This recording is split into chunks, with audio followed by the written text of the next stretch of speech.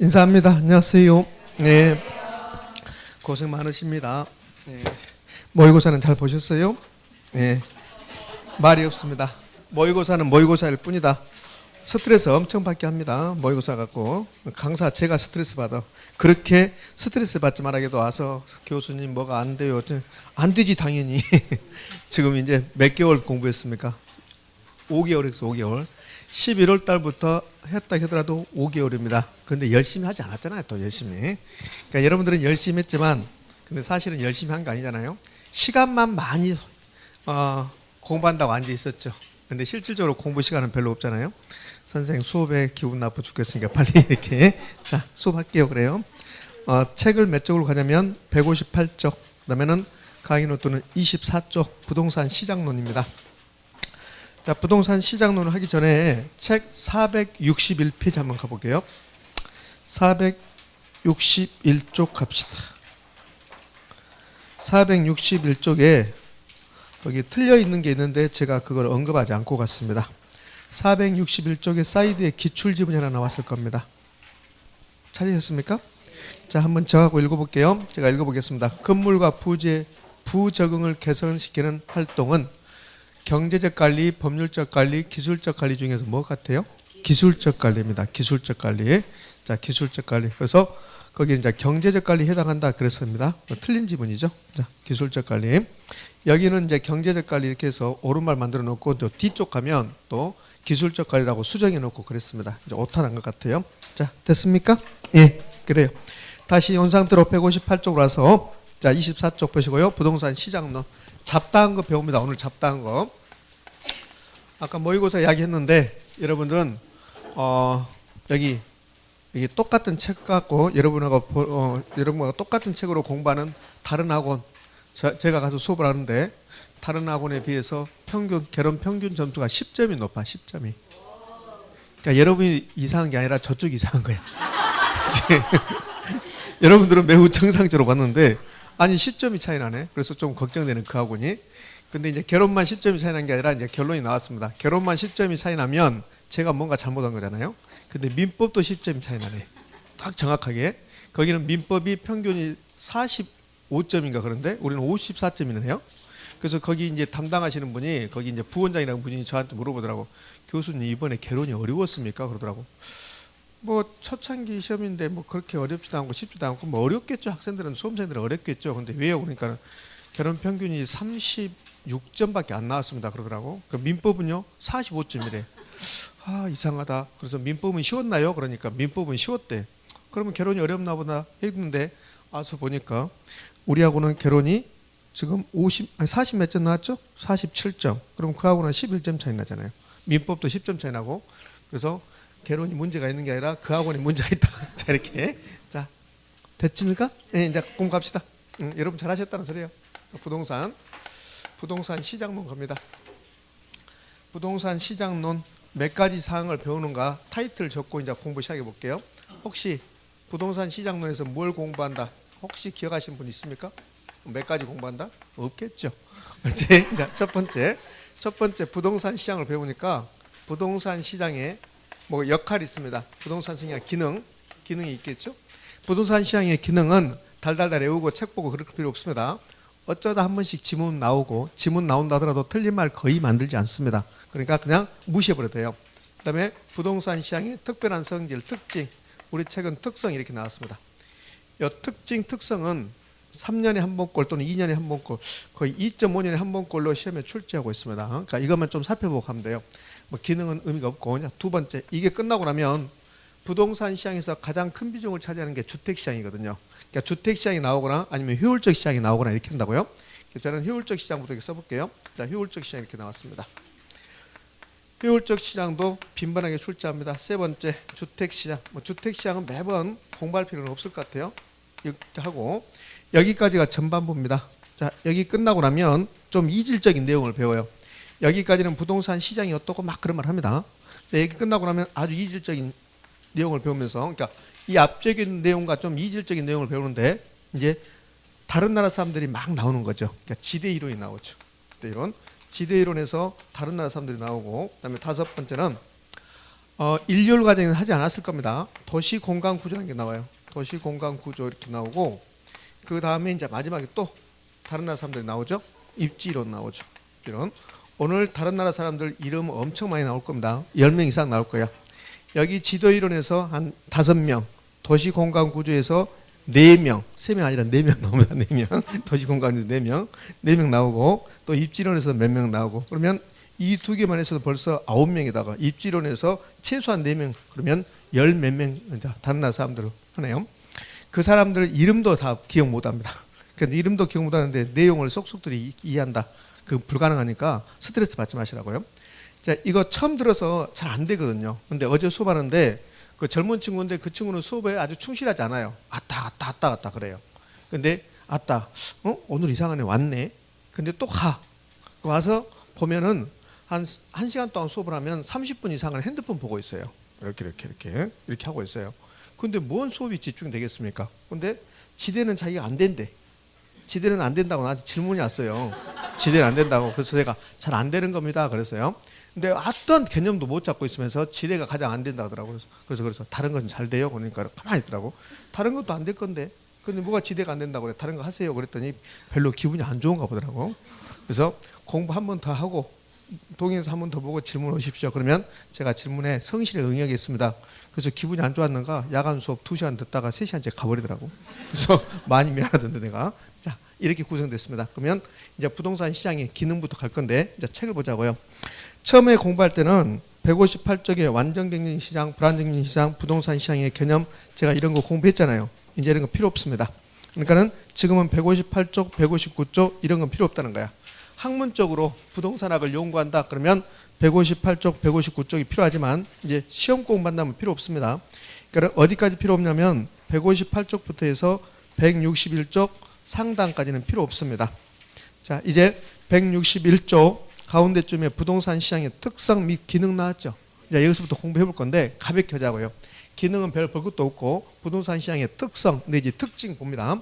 한 문제 출제될 걸 보고 이제 보자고요. 이것도 디테일하게 공부할 필요 없어요. 이미 여러분은 다 알고 있습니다. 선생님 나는 모르는데 아니 알고 있어요. 알고 있는데 밖으로 안 나올 뿐입니다. 이제 부동산 시장의 특징은 부동산 시장이 일반 재화 시장하고 다른 점, 이게 특성이라고 할 수 있잖아요. 그럼 특성이라고 하자고요. 우리 책은 특성이라고 나왔으니까. 그럼 이걸 이제 공부할 때 무작정 공부하면 안 되고, 이거는 일률 과정에서 공부한 게 아니고 일률 과정에서 물론 이렇게 공부했습니다. 3, 4월 과정에 와서 부동산 시장의 특성 또는 특징은 여러분과 제가 다 공부를 다 했어요. 근데 여러분은 기억이 없습니다. 왜 그럴까요? 타이틀을 이렇게 달지 않았어요. 타이틀을 이렇게 달지 않고 공부를 다 했는데, 그럼 어디서 공부했냐면 첫 번째 주에 공부 다 했습니다. 이거 첫 번째 주. 선생님 왜요? 자, 부동산 시장의 특징은 왜 나타났냐면 부동산이 갖는 특성 때문에 그래요.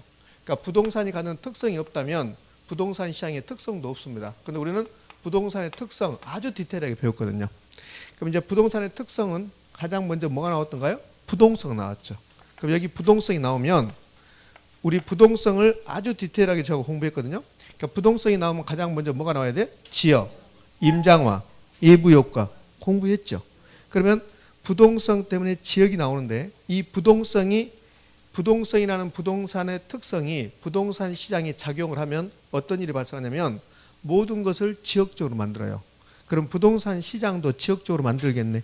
그러면 부동성 때문에 부동산 시장은 어떻게 해요? 지역별 형성되죠. 부동산 시장의 지역화, 지역별 부분 시장 이렇게 되는 거예요. 이렇게. 그럼 이제 부동산 시장의 특징에서 1번 타자 부동산 시장은 지역화된다. 지역별 부분 시장이 된다. 국지적 시장이 된다. 따라서 지역별로 모든 게 달라진다. 지역별로 수요 공급이 달라지고 지역별로 가격도 달라지고 지역별로 경기도 달라지고 기억나시죠? 그럼 했잖아요. 그죠? 자, 이제 부증성으로 한번 가볼까요? 부증성. 그러니까 부동산의 특성 때문에 부동산 시장이 특별한 성질이 나오니까 부동산의 특성을 이렇게 쓰고 이제 부증성 넣겠습니다. 그럼 이제 부증성 그러면 가장 먼저 기억나야 될 게 공급이 안 되는 거잖아요. 그럼 공급이 잘 안 된다. 부증성은 토지가 아예 공급이 안 된다는 소리거든요. 그럼 이제 이게 토지에 국한된다면 부증성이지만 건물까지 같이 포함한다면 건물은 부증성이 아니잖아요.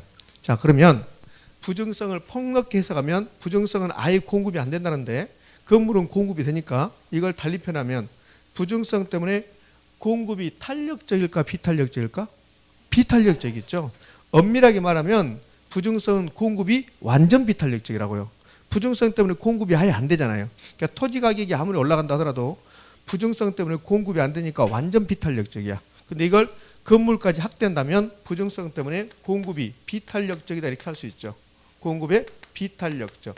그럼 공급이 비탄력적이다 말은 가격이 아무리 올라간다 하더라도 공급이 즉각 공급이 따라온다 못 따라온다? 못 따라온다 이 말이잖아요. 자, 그러면 부증성 때문에 부동산 시장은 수급 조절이 용이합니까 곤란합니까? 곤란하지. 수급 조절의 곤란성이 나오죠. 부동산 시장에 이 부동산 시장의 특성에서 가장 많이 나왔던 게 이겁니다. 7번인가 나오거든요. 똑같은 지문이. 그러면 수급 조절이 곤란한데 이 수급 조절이 곤란해서 단기적으로 수요가 증가해서 가격이 올라간다 하더라도 공급이 못 따라오니까 부동산 시장에서 가격은 단기적으로 잘못된 가격이라고 했잖아요. 단기적으로 가격이 왜곡된다. 가격 왜곡 현상이 발생한다. 이게 7번 정도 나왔죠. 그러니까 이게 가장 잘 나온 거죠. 근데 이걸 제가 수업 시간에 여러분과 공부했습니까? 안 했습니까? 했어요. 했습니다. 그러니까 다 이미 했잖아요. 자, 그러면 영속성 갈까요? 영속성 때문에 부동산 시장은 어떻게 나타날까요? 임대차 시장을 발달시키죠. 빌려준다는 개념이 나타나잖아요. 그럼 영속성이 없으면 부동산 시장은 임대차 시장이라는 건 존재하지 않죠. 그러니까 영속성 때문에 부동산 시장은 임대차 시장이 발달시킨다. 그것은 별로 중요성이 없어요. 자, 그다음에 영속성이 끝나고 나면 뭐가 나왔습니까? 개별성이 나오죠. 그럼 개별성 나오면 가장 중요한 글씨는 무슨 글씨? B자. 그럼 개별성 때문에 B자가 나오는데 상품의 표준화 비표준화 상품의 비표준화 나왔죠. 비표준화. 그래서 B자가 빼고 나온다 했잖아요. B자가 빼고 나온다. 오늘 문제 제시됐죠. 7문제 확인 문제라고 제시했죠. 거기도 보면 1번 문제 답이 여기일 거예요. 그러니까 개별성 때문에 상품이 표준화된다고 나와서 표준화. 근데 그 표준화가 됐는데 그걸 비표준화라고 읽은다고요. 우리가 못 찾아내 잘. 그래서 어디가 답이지? 그래. 어디가 답이지 보고 쉬운 문제는 이제 놓쳐버린다고. 그러니까 비표준화다. 비표준화. 그다음 시장의 조직성입니까? 비조직성입니까? 시장의 비조직성이죠. 조직화가 곤란하다. B자라 안 나오고 시장은 조직화가 곤란하다. 그런데 시장은 조직화가 용이하다 이렇게 출제하죠. 그러면 OX, X. 거래의 비공개성. 사탑바라 떠지지 않는다고 했잖아요. 거래 비공개성. 역시 B자 나왔습니다. 그래서 이 개별성 때문에 B자가 이렇게 나옵니다. 이렇게. 그럼 여러분 시험 말고 다른 시험에서요. 이제 지금 3월 달에 다 모의고사 봤잖아요. 3월 달에 모의고사 보면 그러면 이제 뭐 학원마다 특성이 있어요. 우리 메가랜드도 있고 뭐 박물관도 있고 에듀윌도 있고 다 있겠잖아요. 근데 어떤 학원은 이렇게 하더라고요. 어떤 학원은 전체를 안 봐. 시험을. 전체를 안 보고 그 학원은 40문제를 이 시장론까지만 냈더라고. 시장론까지만. 40문제를 3월 달이니까. 3월 달에 뒷부분 여러분 공부 많이 됐습니까? 안 됐습니까? 안 됐죠. 뒷부분은 강사들이 수업도 별로 안 해요. 잘 안 했습니다. 그러니까 초반에 좀 하고 이게 초반에 다져져야만 뒤에 가니까 그래서 뒷부분 아예 안 내고 그냥 그 학원은 시장론까지만 40문제를 제시했더라고. 그 문제에 오히려 그게 더 좋을 수도 있어요. 그래서 여기 부동산 시장의 특징에서 한 2문제, 3문제를 내놨더라고. 이렇게. 자, 그렇게 했는데 그 시험에서 뭐라고 했냐면 자, 부동산 시장에 관한 설명이 다 틀린 거 그랬어요. 틀린 거 그래서 뭐라고 했냐면 여기 개별성과 관련된 지문이 길어요. 부동산이 갖는 개별성 때문에 부동산 상품이 비표준화되고 시장은 비조직화되고 거래는 비공개적으로 이루어지고 그다음에 부동산 공급은 비독점화된다고 그러더라고. 부동산 공급은 비독점화된다 이렇게 출제했더라고요. 이렇게. 그러면 이렇게 출제하면 O입니까? X입니까? X죠. 개별성은 상품의 비표준화, 시장의 비조직성, 거래의 비공개성이죠. 그런데 개별성 때문에 공급이 독점화됩니까? 비독점화됩니까? 독점화. 그래서 B자를 여기다 탁 집어넣어줬더라고. B자. 잘 못 찾아냅니다. 이렇게. 자, 지금 부동산의 특성을 공부하는 게 아니라 부동산 시장의 특성을 공부하죠. 그런데 결국은 부동산의 특성을 공부하는 거라고 똑같게 되잖아요. 이렇게 의미됐습니까? 자, 이게 이제 기본적인 내용이고 이제 여기서 부수적으로 부동산은 부동성 때문에 외부 효과에 노출되죠. 외부 효과. 부동성 때문에 외부 효과가 나타나잖아요. 부동성 그러면 지역이 가장 중요한 말이고 그 다음에 임장활동이고 다음에 외부 효과. 못 움직이니까 주위에서 나쁜 영향 받을 수 있다. 시장의 실패 원인 혹시 기억납니까? 시장의 실패 원인? 그러면 시장의 실패 원인은 첫 번째 시장의 불안전성, 두 번째 규모 경제, 세 번째 공공재, 네 번째 예부 효과. 그러면 부동산은 부동성이라는 특성 때문에 예부 효과가 노출돼서 시장이 실패할 수 있다. 뭡니까? 있습니까? 오, 그렇게 연결시켜 주는 거지. 그래서 자, 그다음에요. 여기 부동산 시장의 특성에서 잘 나오는 거, 부동산처럼 정부가 시장에 개입하는 상품도 없거든요. 너무 많이 개입하지. 그럼 부동산 시장에 정부가 개입하게 되면 부동산 시장의 기능이 강화됩니까? 약화됩니까? 약화되겠지. 약화. 그다음에 부동산 팔려고 내놓으면 잘 팔린다, 안 팔린다? 안 팔린다. 그럼 매매 기간의 장기성, 단기 거래 곤란성. 자, 이런 것들이 부수적으로 나오는 부동산 시장의 특성이죠. 그러니까 부동산 시장의 특성은 이 정도 정리해 주시면 되고 나머지 것들은 전부 다 부수적인 것이다. 자, 됐습니다. 책을 기준으로 간다면 그럼 161쪽부터 해서 저는 163쪽 상단까지 다 끝났습니다. 이렇게요. 자, 이제 163쪽 밑에 가면 부동산 시장의 기능 나왔는데 그 기능은 큰 의미가 없습니다. 제가 말로 해볼게요. 부동산 시장이든 무슨 시장이든 시장에서는 수요자 공급자에서 뭐가 결정되고 가격이 결정되고 그 가격에 의해서 물건을 사고 판다, 자원을 배분한다. 부동산 시장은 여러 가지 정보를 제공해주고 교환하고 그다음에 양과 질을 조정하고 부동산 시장에서 어떤 토지 이용 형태가 결정되고 그럼 검단에 어떤 토지가 있는데 검단의 그 토지 이용의 형태는 주거용인가 상업용인가 공업용인가 것은 시장에서 결정되는 거예요. 그러니까 검단은 상업용 부동산이 필요하다. 그럼 어떤 낮에는 상업용 부동산으로 이용될 확률이 매우 높죠. 검단은 주택으로 막 개발되고 있다. 그러면 어떤 낮에는 주택 용지로 이용될 확률이 매우 높다. 그걸 토지 이용 형태를 결정한다. 이렇게 한다고요. 그러니까 가볍게 보시지 그걸 막 외울 필요는 없다.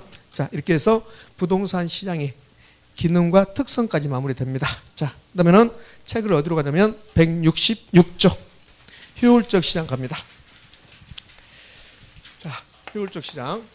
여러분도 30 몇 점이었으면 제가 굉장히 걱정했을 텐데 근데 우리는 검단은 40점대 가지고 40점대 중반 넘어서 제가 걱정이 없습니다. 그래서 오늘 수업은 12시 반 정도에 끝내는 방향으로 효율적 시장. 왜요? 기분 나쁜가 봐. 12시 반에 끝낸다고 해서. 괜찮아요. 그럴 일 없으니까. 자, 효율적 시장. 자, 효율적 시장을 공부할 때 세 가지 배울 거야. 세 가지. 자, 첫 번째. 혹시 효율적 시장을 공부할 때 첫 번째 뭘 공부했는가? 포인트가 뭔가 기억나시는 분 있습니까? 없습니다. 없어요. 자, 초과 이윤 여부입니다. 초과 이윤 여부. 자, 두 번째는 초과 이윤 여부는 1, 2월 과정에서 공부를 했습니다. 근데 기억이 없을 겁니다. 두 번째 이상한 말이 나와요. 할당 효율적이라고. 이 할당 효율적 시장은 저하고 공부하지 않았어요. 그다음에 세 번째 계산 문제, 정보가치 계산 문제입니다. 정보가치 계산 문제는 제가 분석했더니 5년 주기로 나와. 5년 주기로. 그런데 29회 때 출제했어요. 그럼 5년 주기로 나오면 29회 때 출제했으니까 한 33회나 34회 이 정도 나온다고요. 여러분 31회죠. 나올 확률은 좀 희박합니다. 그럼 정보가치를 계산해서 꼭 합격하고 싶다. 그러면 한 3, 4년 공부를 더 하셔야 돼. 그러면 안 되잖아요. 그러니까 이 세 가지를 배울 거예요. 이 세 가지를 배우는데 1번 타자가 여기 초과 이윤 여부가 1번 타자고 여기 효율적 시장과 정보가치는 출제 비중이 약간 떨어지는 거야. 그러니까 나오기는 나오는데 자주 출제되지는 않는다. 그럼 이제 효율적 시장을 해볼 건데요. 효율적 시장은 개념도 잘 나옵니다. 효율적 시장의 개념. 그럼 첫 번째 이제 개념 가자고요.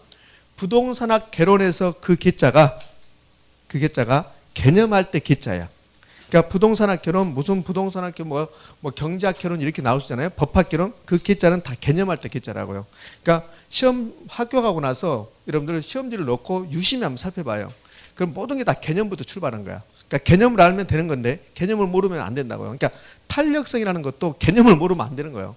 그러니까 개념을 모르는 상태에서 탄력성을 공부하면 그 매우 단편적이죠. 그러면 예를 들어서 수요의 가격 탄력성 결정 요인, 세대주는 탄력적이다. 그렇게 외우는 거라고. 근데 개념을 알면 얼추 이해된다고. 여기 공급이 비탄력적이다. 그럼 탄력성의 개념을 모르면 공급이 그냥 비탄력적 이렇게 된다고. 근데 탄력성을 개념을 알면 공급이 비탄력적이다. 공급이 잘 안 되는 거구나. 이렇게 된단 말이에요. 그러니까 개념이 가장 중요해요. 자, 그러면 효율적 시장은 두 가지로 구성된다고 그랬습니다. 어떻게? 효율적이란 말과 시장이란 말과. 그럼 효율적 시장이란 말은 시장은 우리가 알 것이고 효율적이란 말은 정확한 뜻은 모르지만 뭔가 좋은 거라잖아요. 좋은 거. 그러니까 효율적 시장은 원활하게 작동하고 있다. 그런 것을 효율적 시장이라고 해요. 그러면 효율적 시장의 반대가 뭐예요? 비효율적 시장이죠. 그 비효율적 시장은 뭔가 원활하지 않다는 소리입니다. 그럼 매우 간단해요. 검단이 개발된다고 신문 기사에 났습니다. 정부에서 발표했어요. 개발하겠다고. 그럼에도 불구하고 검단의 땅값은 움직이지 않는다. 그러면 개발된다는 정보가 검단의 부동산 시장에 반영된다 안 된다? 안 된다. 그러면 검단의 부동산 시장은 효율적입니까? 비효율적입니까? 비효율적이죠. 그럼 그걸 반대로 해봐요. 반대로 하면 검단이 개발된다는 정보가 있다. 근데 그 정보가 의해서 검단의 부동산 가격이 사정없이 올라갔다. 바로 올라갔다. 그러면 검단의 부동산 시장은 개발된다는 정보를 시장 가치에 반영했습니까? 안 했습니까? 했죠. 그런 시장은 효율적이라고 그래요.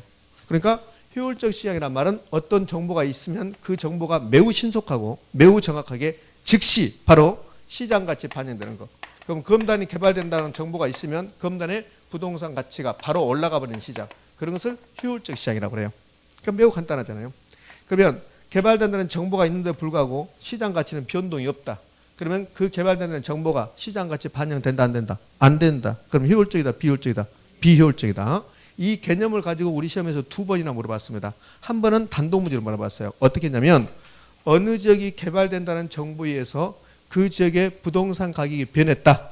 이는 무슨 이론으로 설명할 수 있습니까? 1번 안전경쟁 이론, 2번 효율적 시장 이론. 답 몇 번? 2번. 그렇게 출제한 적도 있습니다. 자, 개념이 이래요. 근데 효율적이란 말은 정보가 즉각적으로 시장 가치에 반영됐냐 안 됐냐 그 뜻이고, 그러니까 효율적 시장에서 가장 중요한 포인트는 정보가 되는 거예요. 근데 이 정보는 세 가지가 있습니다. 과거의 정보가 있고 현재의 정보가 있고 그다음에 미래의 정보가 있어요.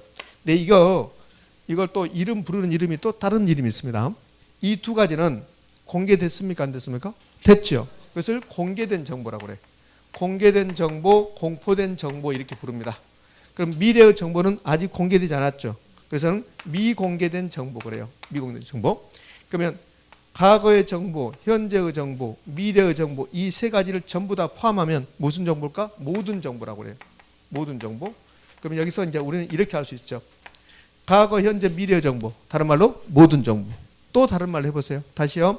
과거의 정보, 현재의 정보, 미래의 정보를 다른 말로 모든 정보라고 한다. 또 다른 말은요.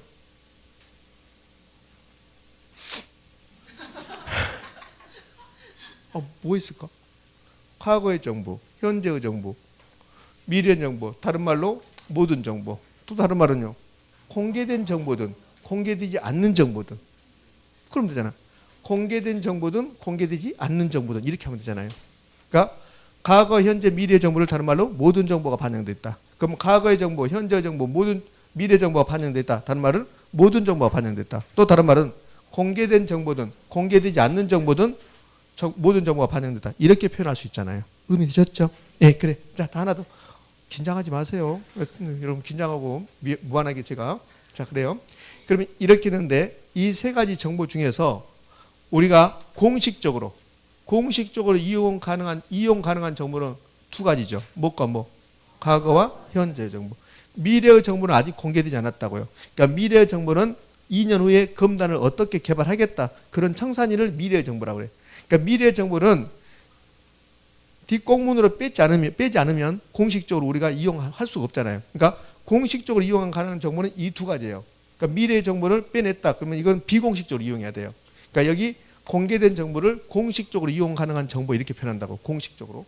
자, 공식적으로 이용 가능한 정보. 공식적 이용 가능한 정보. 이걸 공개된 정보 이렇게 표현합니다. 자, 그러면 이제 정보 이야기는 이 정도 하고, 자, 하나만 더 붙이자면 과거 정보보다는 현재의 정보가 더 좋은 정보야. 현재의 정보보다는 미래의 정보가 더 좋은 정보라고요. 이걸 우수한 정보라고 표현해요. 예, 효율적 시장의 개념이 끝나면 그러면 효율적 시장은 정보를 반영하는데 이 정보가 세 가지 있는데 어느 정보를 반영하는가에 따라서 효율적 시장이 세 가지로 구분돼요. 이제 구분합니다. 효율적 시장은 첫 번째 약성 효율적 시장이 있어요. 약성 효율적 시장은 효율적입니까 아닙니까? 효율적이야. 효율적인데 다만 반영되는 정보가 약하다는 소리야. 그럼 반영되는 정보는 이 세 가지가 있는데 약성 효율적 시장도 효율적 시장인데 정보를 반영하고 있는데 그 정도가 약하다. 그래서 약성이라고 그래. 그래서 과거의 정보만 반영돼 있으니까 정보는 반영하고 있는데 효율성의 정도가 약하다 해서 약성이다 부른다고요. 그럼 여기 이제 반영 정보가 되는 거죠. 반영된 정보.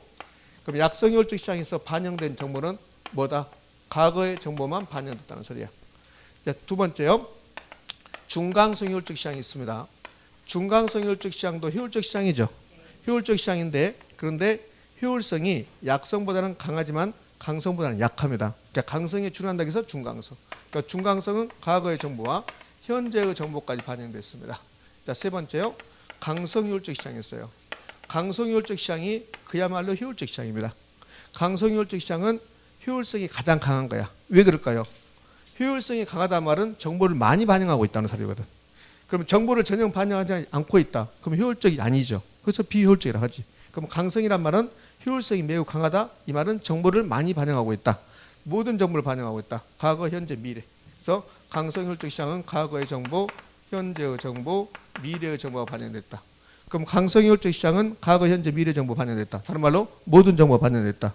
다른 말로 공개된 정보든 미공개된 정보든 다 반영하고 있다. 이렇게 하죠. 26회 때 시험으로 갈게요.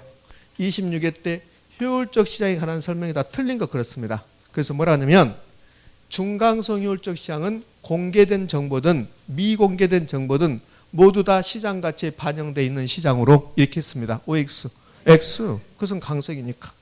그렇게 쉽게 답을 주는 거예요. 자, 그러면 이제 강성 효율적 시장은 모든 정보가 반영된다고 그랬죠. 자, 강성 효율적 시장은 없는 겁니다. 무슨 말이냐면 강성 효율적 시장 자체가 존재하지 않아요. 그러니까 강성 효율적 시장이라는 것은 이론적으로 존재하지 현실적으로 존재하지 않습니다. 그러니까 강성 효율적 시장이 존재하지 않기 때문에 부동산 시장은 강성 효율적 시장이다. 이렇게 하면 올까 X일까? X예요. 강성 효율적 시장은 학문적으로 이론적으로만 존재하지 현실적으로 존재하지 않습니다. 그래서 강성 효율적 시장은 없다 이렇게 하시라고. 없는데 근데 강성 효율적 시장 자체가 없는데 또 없는 것들이 있어요. 강성 효율적 시장은 우수한 정보라는 게 존재하지 않습니다. 우수한 정보. 강성 효율적 시장이 돼버리면 우리 검단의 부동산 시장이 강성 효율적 시장이 돼버리면 검단의 부동산 가격은 앞으로 어떻게 될 것인가 미래 정보까지 다 반영됐어요. 그러면 모든 정보가 반영돼 있으니까 투자자 입장에서는 다른 사람보다 우수한 정보는 존재하지 않는 겁니다. 그래서 우수한 정보가 없습니다. 우리 투자자들은 우수한 정보를 빼내기 위해서 비용이 투입되는데 그것을 정보비용이라고 그래요. 그럼 우수한 정보가 있을 때 정보비용이 존재하는데 강성 효율적 시장은 우수한 정보가 없으니까 정보비용이 없습니다. 그다음에는 효율적 시장에서 가장 키포인트가 초과이윤 여부인데 이 초과이윤 여부는 약성에서 중강성에서 강성에서 초과이윤을 얻을 수 있습니까? 그거거든. 근데 초과이윤은 우수한 정보 이용했을 때 초과이윤을 얻을 수 있는 거야. 근데 강성은 모든 정보가 시장같이 반영됐으니까 우수한 정보 없죠. 그럼 다른 사람보다 더 우수한 정보 없다는 말은 초과이윤을 얻을 수 없다는 거지. 그래서 강성에서는 제가 없다고 했잖아요. 강성 자체가 없다. 그러니까 없다 하시면 돼요. 없다. 다음. 자, 그러면 강성에서는 이렇게 세 가지가 없다면 약성과 중강성은 강성하고 반대거든요. 그럼 강성하고 반대면 우수한 정보 있겠네. 정보 비용도 존재하겠네. 초과이윤도 존재하겠네. 됐죠? 이렇게. 자, 이제 시장 가치를 분석하는 방법을 좀 볼 건데요. 시장 가치를 분석하는 방법. 혹시 주식 하신 분들은 기술적 분석 이런 말 들어보셨을 거예요. 그러니까 뭐 유튜브 같은 데 보면 거기 증권 관련된 이렇게 주식 관련된 거 쳐보면요. 그러면 막 전문가라고 나와서 막 설명을 해요. 설명하면서 뭐라 하냐면 기술적 분석이 어떻고 막 기본적 분석이 어떻고 그런다고요. 그러니까 시장 가치를 주식 가치를 분석하는 방법 중에서 기술적 분석이라는 게 있고 기본적 분석이라는 게 있어요. 근데 그 기술적 분석이라는 것은 어떤 회사의 주식 가치를 분석을 할 때 그 회사의 과거의 영업 실적, 그 회사의 과거의 어떤 실적을 보고 그 회사의 주식 가치를 분석해요. 그것을 기술적 분석이라고 그래요. 그럼 과거의 정보만 가지고 시장 가치를 분석합니다. 그것을 기술적 분석이라고 그래요. 그럼 약성효율적 시장이다. 검단의 부동산 시장이 약성효율적 시장이다. 그럼 검단에 있는 부동산 소유자들은 옛날 정보만 가지고 시장 가치를 분석하고 있다는 소리예요. 그걸 기술적 분석이라고 그래요. 그럼 약성효율적 시장에서는 부동산 가지고 있는 사람들이 무슨 분석하고 있다? 기술적 분석하고 있다는 소리예요. 자, 반면에요. 과거의 정보와 현재의 정보 두 가지를 이용해서 시장 가치를 분석하는데 이걸 기본적 분석이라 합니다. 그럼 기본적 분석했다. 이 말은 과거와 현재의 정보를 이용했다는 소리야. 자, 그러면 기술적 분석과 기본적 분석의 관계에서 어디가 더 넓은 개념입니까? 기본적 분석이 더 넓은 개념이에요. 그러니까 기본적 분석했단 말은 기술적 분석을 포함하고 있는 거죠. 자, 이제요. 강성효율적 시장에서는 모든 정보가 반영됐거든. 그러니까 기술적 분석과 기본적 분석은 정보를 가지고 시장 가치를 분석하는 건데 우리나라의 부동산 시장이 검단의 부동산 시장이 강성효율적 시장이 되어버리면 모든 정보가 반영됐어요. 그러니까 검단의 부동산 가격은 어떤 정보를 분석할 필요가 없어요. 검단에 형성된 부동산 가격은 앞으로 어떻게 될 것인가 전부 다 반영됐으니까 어떤 분석이 필요 없는 거죠. 그러니까 강성효율적 시장에서는 분석 방법이 필요 없습니다. 제가 그랬잖아요. 강성효율적 시장은 뭐 없다 해버리면 된다고. 그럼 강성효율적 시장은 없다 너도 없다 이렇게. 강성효율적 시장 자체가 존재하지 않는다 이렇게. 자, 여기까지가 기본적 사항이고 정상 이유는 다 존재한다고 그랬습니다. 그러니까 정상 이유는 쟁점이 되잖아요. 정상 이유는 쟁점이 되지 않고 뭐가 쟁점이 됩니까? 초과 이윤이 쟁점이 된다. 초과 이윤. 초과 이윤이 쟁점이 되는데 세 가지 시장 중에서 초과 이윤 존재하지 않는 게 하나 나왔잖아요. 강성은 나오잖아요. 초과 이윤 존재하지 않죠. 그럼 이 두 가지 하면 되네. 약성하고 중강성 하시면 되겠네. 근데 초과 이윤은 그 시장에 반영되지 않는 거. 그러면 약성은 과거가 반영돼 있고 기술적 분석을 하죠. 이 두 개를 해서는 초과 이윤 얻을 수 있다 없다? 없다. 그러면 약성에서 초과 이윤 얻을 수 있는 것은 현재, 미래, 기본적 분석. 그 시장이 없는 거. 그러면 약성에서는요. 현재의 정보 이용했다. 미래의 정보 이용한다. 그다음에 기본적 분석을 한다. 그럼 초과 이윤 얻을 수 있다 없다? 있다. 중강성은 과거 반영됐습니다. 현재 반영됐습니다. 기본적 분석했습니다. 그러면 기술적 분석도 하는 거죠. 그럼 중강성에서 없는 것은 오로지 미래의 정보. 그러니까 중강성은 쉽죠. 미래의 정보 이용했을 때만 초과 이윤 얻을 수 있다. 이게 가장 시험에 잘 나와요. 그러니까 이 두 개가 가장 시험에 잘 나온 거죠. 이렇게 복잡하게 설명했는데 결론은 이 두 가지가 가장 시험에 잘 나오죠. 왜? 강성은 초과 이윤이 존재하지 않으니까. 자, 속이는 방법은 강성은 초과 이윤이 존재하지 않죠. 초과 이윤이 존재하지 않는데 어떻게 속이냐면 강성효율적 시장은 모든 정보가 시장같이 반영돼 있다. 여기까지 옳은 말이죠. 따라서 어떠한 정보를 이용한다 하더라도 정상 이윤을 획득할 수 없다 이렇게 한다고요. 근데 뭘 획득할 수 없다는 들어봤어요. 그렇죠? 그러니까 정상 이윤도 획득할 수 없다 이렇게 출제한다고. 그럼 틀린 말이야. 강성효율적 시장이든 뭐든 간에 정상 이윤은 존재하는데 초과 이윤 여부가 쟁점이라고. 그러니까 강성효율적 시장은 뭐가 없어요? 초과 이윤이 없는 거지 정상 이윤이 없는 건 아니란 말이에요. 그래서 그렇게 속인다고. 그러니까 정상 이윤도 존재하지 않는다. 그러면 흐뭇해. 자기가 맞춘 것처럼. 그렇지? 다 맞춘 것처럼 틀려버렸지. 자, 이 초과 이윤을 다른 말 써볼까요? 초과 이윤은 정상을 넘어간 이윤이야. 정상 넘어가. 그러니까 정상 이윤, 이윤을 생략하고 정상 이상의 이윤 이렇게 합니다. 이걸 초과 이윤이다 이렇게 합니다. 여기까지가 초과 이윤 여부인데 이제 여기까지가 이 효율적 시장에서는 가장 잘 나오는 거야. 그다음에 이제 할당 효율적 시장으로 가는데요. 얘는 좀 어려워요. 얘는 인류학 과정에서 저하고 공부하지 않았을 겁니다. 그럼 할당 효율적 시장 가는데 아주 빈번하게 출제하지 않지만 얘는 좀 약간 어렵습니다. 근데 이제 어려우면 이해하지 마세요. 제가 여러분의 이해시키기 위해서 막 설명할 건데 근데 이해가 안 되면 이해하지 마시라고. 이해하지 마시고 지문 3개만 외우시면 돼. 지문 3개만. 그러니까 시험 볼 때까지 앞으로 7개월 남았어. 7개월 남았으니까 지문 3개만 외우시면 되고 이해 안 되면 이해하지 말고 이해 안 되는데 옆에 언니한테 물어보지 말고 옆에 언니한테 언니도 이해 못해. 그러니까 물어보지 말라고. 자, 지금부터 저 할당 효율적 시장이라는 걸 해볼게요. 간단합니다. 할당 효율적 시장. 이해 안 되면 지문 3개 외우는 겁니다. 자, 보자고요. 이제 할당 효율적 시장이 다 무슨 말인가 보자고요. 세 번째. 할당 효율적 시장. 할당이란 말이 배분이야, 배분. 그다음에 배분이 효율적이다. 이게 할당 효율적 시장입니다. 그럼 할당 효율적 시장의 개념은 배분이 효율적이다. 선생님 그게 무슨 말인데? 자, 한마디로 말하면 할당 효율적 시장은 어느 누구도 초과 이윤을 얻을 수 없는 상태. 그게 할당 효율적 시장입니다.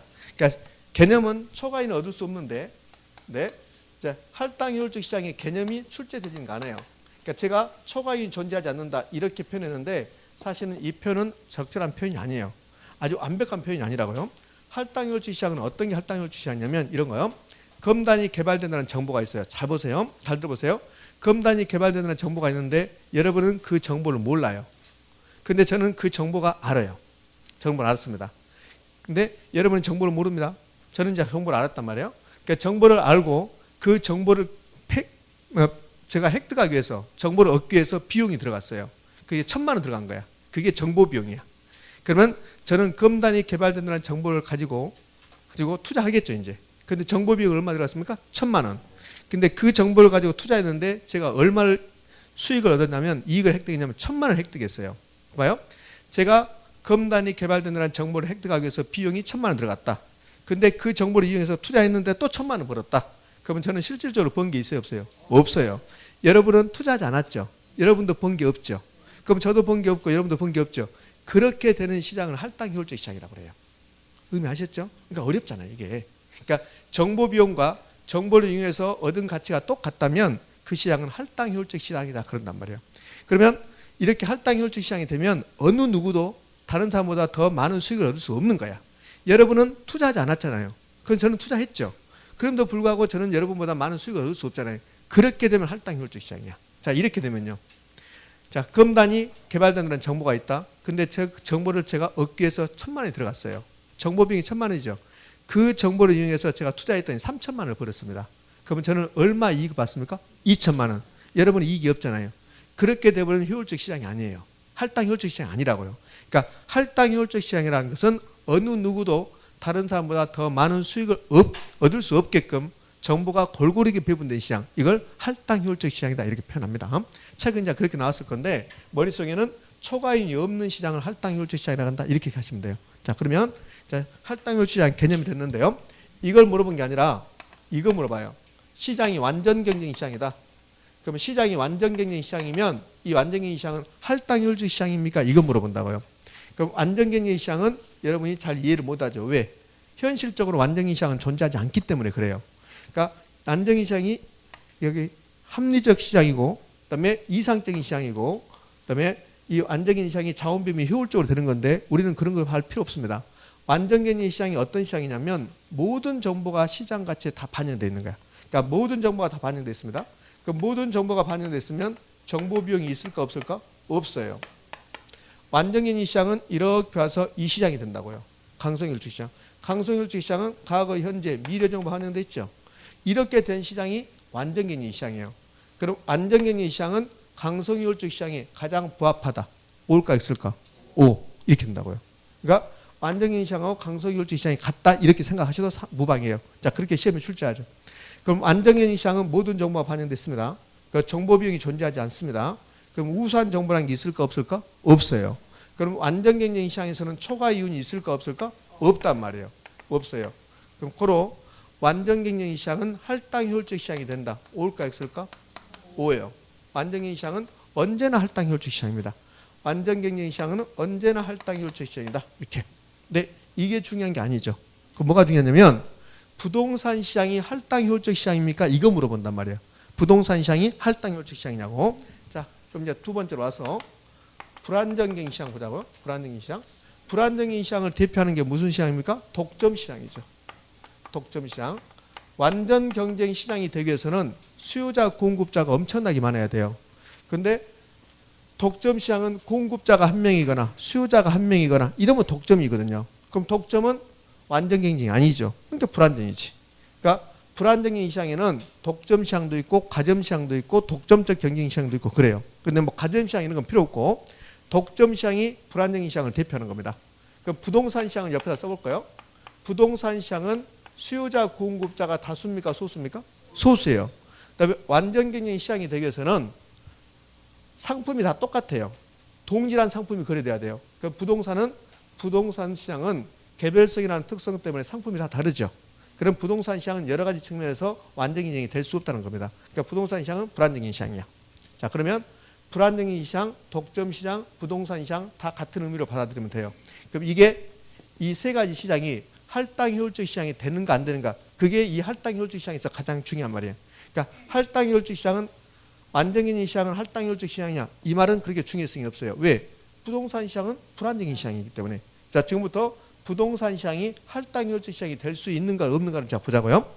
자, 검단의 부동산 시장이 있습니다. 그럼 검단의 부동산 시장, 즉 불안정경 시장에서는 정보 비용이 존재합니까 안 합니까? 정보 비용이 존재하죠. 왜? 불안정경 시장은 모든 정보가 시장 가치에 반영된 게 아니라고요. 검단의 부동산 시장이 내년에 검단이 어떻게 개발된다, 이게 시장 가치에 반영돼야 안 돼요? 안 된다고요. 그러니까 불안정경 시장은 정보 비용이 존재하는 거라고. 시장이 완전 경쟁 시장이면 정보 비용이 없어요. 그러니까 불안정경 시장에서는 정보 비용이 존재하는 거야. 자, 그러면 검단의 부동산 시장은 정보 비용이 있다 없다? 있다. 그러면 검단이 개발된다는 정보가 있어요. 그래서 그 정보를 제가 빼내기 위해서, 정보를 획득하기 위해서 비용이 들어갔는데 그게 1,000만 원이 들어갔습니다. 1,000만 원. 1,000만 원. 그 정보를 가지고 내가 투자했습니다. 그래서 얻은 이익이 이제 이걸 초과이윤이라 하는데 이 초과이윤이 얼마를 획득했냐면 1,000만 원을 획득했어요. 1,000만 원. 그러면 비용이 1,000만 원 들어가고 그 비용을 이용해서 얻은 이익도 1,000만 원이면 두 개 똑같죠. 이렇게 되면 투자자는 실질적으로 초과이윤이 있습니까 없습니까? 없죠. 시장이 이렇게 돼버리면 이 시장이 할당효율적이다 이렇게 한다고요. 할당효율적이다. 자, 그러면 부동산 시장은 정보비용이 존재하죠. 그 정보비용과 정보를 이용해서 얻은 이익이 같다면 부동산 시장도 할당효율적이 될 수 있다 없다? 있다. 이게 가장 중요한 말이에요. 그러니까 여기 할당효율적 시장에서는 가장 중요한 말이 부동산 시장은 할당효율적 시장이 될 수 있냐 없냐? 될 수 있다. 자, 그러면 부동산 시장은 할당효율적 시장이 될 수 있다. 이 말의 뜻은 부동산 시장은 언제나 할당효율적 시장이다. 그 말이 아니죠. 그러면 될 수 있다 말은 의미를 보면 부동산 시장은 할당효율적 시장이 아닌데 일반적으로 아닌데 될 수도 있다 그 말이에요. 의미하셨죠? 그러면 이제 두 번째 경우 갈까요? 자, 두 번째는 정보비용은 1,000만 원이었습니다. 정보비용은 1,000만 원인데 정보를 이용해서 얻은 이익이 3,000만 원이에요. 3,000만 원 이렇게. 정보비용은 1,000만 원, 얻은 이익은 3,000만 원이었습니다. 이렇게 되면 투자자에게는 초과이윤이 있어요 없어요? 있죠. 이렇게 된다면 할당효율적 시장이 아니라는 거죠. 그럼 부동산 시장은 할당효율적 시장이 아닌 게 일반적인데 우연스럽게 될 수도 있다 그 말이에요. 그럼 부동산 시장은 언제나 할당효율적 시장이다 틀린 말이죠. 부동산 시장은 일반적으로 할당효율적 시장이 아닌데 될 수도 있다. 됐습니까? 예. 자, 그럼 다시 이어집니다. 다시 만약에 부동산 시장이 할당효율적 시장이 돼버리면 부동산 시장이 이렇게 할당효율적 시장이 되면 그러면 초과이윤이 있습니까 없습니까? 없죠. 투기 있을까 없을까? 초과이윤을 노리는 투기 없겠죠. 예, 매우 중요한 말. 부동산 시장이 할당효율적 시장이 아니기 때문에 부동산 시장이 할당효율적 시장이 아니기 때문에 뭐가 존재해요? 초과이윤이 존재하는 거죠. 자, 이거 물어봐요. 이거 투기가 존재하는 거죠. 이렇게. 자, 그러면 할당효율적 시장에서 중요한 지문 두 가지 지금도 공부할 겁니다. 첫 번째, 불안정인 시장도 독점 시장도 부동산 시장도 뭐가 될 수 있다? 할당효율적 시장이 될 수 있다. 될 수 있다. 이게 가장 중요한 말이에요. 그런데 시험은 이렇게 출제한다고요. 부동산 시장은 불안전한 요소가 많아서 옵니까 X입니까? 여기까지. 부동산 시장은 불안전한 요소가 많아서 여기까지 오죠. 많아서 할당효율적 시장이 될 수 없다 이렇게 출제해요. 옵니까 X입니까? X. 그러니까 머릿속에 입력하는 거야. 선생님 나 이 내용 모르겠다. 아니 알 필요 없다니까. 알 필요 없고 이 내용 이해 안 되면 이해하지 마시고 결론만 물어보니까. 그러니까 이 두 가지는 결론에 도달하기 위한 하나의 과정이지 이 내용을 물어보지 않아요. 그러니까 부동산 시장도 독점 시장도 불안정인 시장도 할당효율적이 될 수 있냐 없냐 물어봐요. 그럼 될 수 있다 그럼 모르는 말이야. 왜 될 수 있는데요? 몰라요 그러면 돼. 몰라요. 그런 거 안 물어보니까. 이거 안 물어본다고. 이거 안 물어봐. 될 수 있다. 이렇게. 자, 가장 중요한 말. 그럼 시험에 이렇게 출제한다고요? 독점 시장이 할당효율적 시장이 될 수 있냐 없냐를 한 3번, 4번 물어봤습니다. 불안정인 시장, 할당효율적 시장이 될 수 있냐도 물어봤습니다. 부동산 시장도 할당효율적 시장이 될 수 있냐 없냐 물어봤습니다. 될 수 있다는. 그러니까 한 목으로 묶어. 불안정인 시장, 독점 시장, 부동산 시장도 할당효율적 시장이 될 수 있다 없다? 있다. 왜? 그냥. 이렇게. 자, 이제 두 번째. 여기 할당효율적 시장에서 두 번째. 부동산 시장에서 투기 존재하던가요? 부동산 시장에서 투기 있죠? 투기가 있습니다. 초과이윤도 있죠? 초과이윤도 있습니다. 그럼 왜 그러냐고 물어봐요. 자, 이게 두 번째 기억할 지문입니다. 부동산 시장에서 투기가 있고 초과이윤이 존재하는데 왜 그러냐고 물어봅니다. 자, 제가 해볼 테니까 오해하십시오. 부동산 시장에서 투기와 초과이윤이 존재하는 것은 시장이 불안전하기 때문이다. 이렇게 출제해요. 올까 있을까? 꼭 오처럼 느껴집니다. 전부 다 오락이에요. 이번 주 들어와서 전부 다 이거 주의하라는데 전부 다 오 그렇습니다. 오처럼 느껴집니다. 자, 잘 볼까요? 부동산 시장이 기본적으로 불안전하죠. 그러니까 부동산 시장이 불안전한데 그런데 만약에 할당효율적이 돼버려요. 부동산 시장이 할당효율적으로 돼버리면 투기와 초과이윤이 있어요 없어요? 없잖아요. 그럼 부동산 시장에서 투기와 초과이윤이 존재하는 것은 시장이 뭐하기 때문에? 할당효율적이지 못하기 때문에 그래요. 지금 이해됩니까? 봐요. 부동산 시장에서 투기가 존재하는 것은 불안전하기 때문이 아니에요. 부동산 시장이 불안전하지만 만약에 할당효율적이 돼버리면 투기 없잖아요. 그러니까 부동산 시장이 할당효율적이 못하니까 초과이익이 발생하는 거야. 선생님 나는 무슨 말인지 모르겠다 하지 마. 하지 말고 그냥 외워. 자, 어쩔 수 없어. 제가 단연간 이 부분에 대해서 여러분의 이해시키려고 했는데 제 목이 아파 죽겠어. 그러니까 외우시라고 그냥. 자, 그럼 보자고요. 불안정인 시장, 독점 시장, 부동산 시장도 할당효율성이 될 수 있다. 이게 가장 중요한 말. 그 다음에 두 번째, 부동산 시장에서 투기와 초과이익이 존재하는 것은 시장이 불안전하기 때문이 아니에요. 그 뭐 때문에? 할당효율적이지 못하기 때문에 그래요. 그러니까 부동산 시장이 할당효율적 시장이 되면 투기와 초과이익이 있어요, 없어요? 없어요. 그러니까 부동산 시장에서 투기 존재하고 초과이익이 존재하는 것은 시장이 할당효율적이지 못하기 때문이다. 이렇게 가야 된단 말이에요. 자, 네 번째 어렵다. 네, 네 번째요. 네 번째는 아까 금방 크게 대답했던 거 하고 싶은 대로 하세요. 이제. 자, 부동산 시장에서 정보 비용이 있습니까? 부동산 시장에 정보 비용이 있잖아요. 부동산 시장에서 정보 비용이 존재합니다. 그러니까 부동산 시장에서 정보 비용이 존재하는데 왜 그러냐고 물어봐요. 왜 부동산 시장이 정보 비용이 존재하니? 이렇게 물어본다고요. 무엇 때문에 그래요? 불안전하기 때문에 그래요. 불안전하기 때문에. 얘는 불안전하기 때문에 그렇습니다. 불안전하기 때문이다. 자, 볼까요? 부동산 시장이 완전경쟁 시장이 된다고 봐요. 그럼 부동산 시장이 완전경쟁 시장이 되면 정보 비용이 있어요, 없어요? 없잖아요. 부동산 시장이 불안전하기 때문에 정보 비용이 존재하는 거야. 자, 그럼 마무리 정리. 여기 효율적 시장에서는 초과이익 여부가 가장 중요하고 초과이익 여부는 여러분 눈빛 보면 알아요. 됐어요. 여기 금방 했던 초과이익 여부는 다 눈빛 보니까 세 사람 빼고 다 알더라고. 그 세 사람 나도 모르겠어요. 세 사람 네 맘대로 했지. 자, 할당효율적 시장은 처음 배우잖아요. 할당효율적 시장 개념 필요 없어요. 필요 없고 이게 가장 중요한 말. 불안정인 시장도 독점 시장도 부동산 시장도 할당효율적 될 수 있다 없다? 있다. 왜 그런가? 몰라. 자, 그다음에 부동산 시장에서 투기와 초과이익이 존재하는 것은 시장이 뭐기 때문이다? 불안전하기 때문이다. 그럼 틀려요. 할당효율적이지 못하기 때문이다. 부동산 시장에서 정보 비용이 존재하는 것은 시장이 뭐기 때문이다? 불안전하기 때문이다. 자, 그런데 여기 4번 있죠? 여기 4번 안 중요해요. 안 중요하고 얘가 압도적으로 중요해요.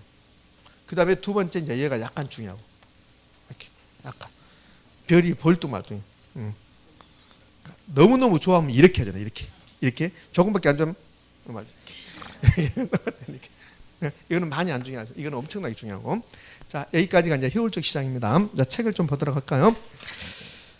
책 여기 효율적 시장 이 부분 할당효율적 시장 이 부분 자 보도록 할게요.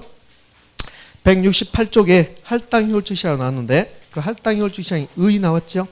의 보면 뭐 정보 가치와 정보 비용이 일치하는 시장 이렇게 나왔잖아요. 뭐 그런 건 별로 없고 두 번째 줄에 초과이익이 존재할 수 없는 시장을 말한다 이렇게 나왔을 겁니다. 그러니까 의미는 별로 없어요. 거기 168쪽에 할당효율적 시장이 의 필요 없습니다.